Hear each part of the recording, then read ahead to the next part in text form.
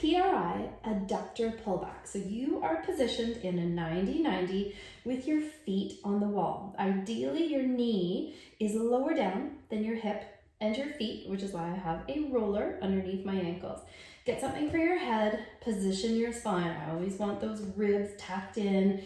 Your back is almost a little bit rounded. Okay, so with this, you are going to take a breath in through your nose and you are going to slide your top knee back relative to the bottom.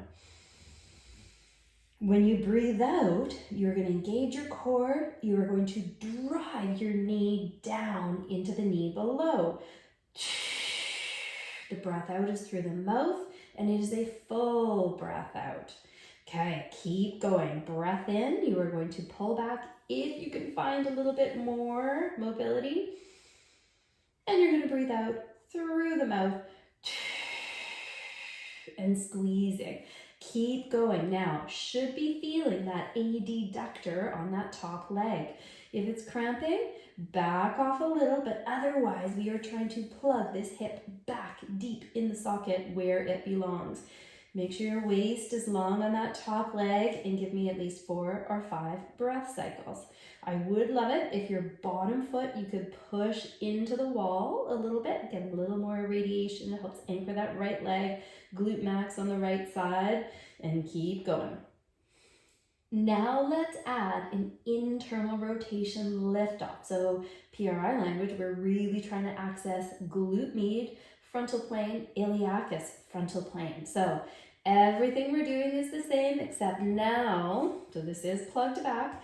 I want you to see if you can squeeze the knees together and lift the foot. That is hip IR. When you breathe out, squeeze the knees together, hold that foot up. When you breathe in, keep it back. Let's do 3 or 4 breath cycles. Breathe out, lots of core, breathe all the way out. We've got to learn to exhale all the way.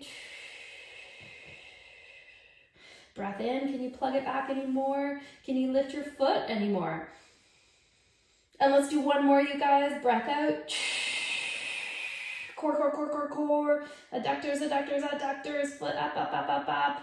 And this should reposition your hip, which means this top target leg should flex. You'll probably get a little bit more internal rotation, more adduction, because it's positioned differently.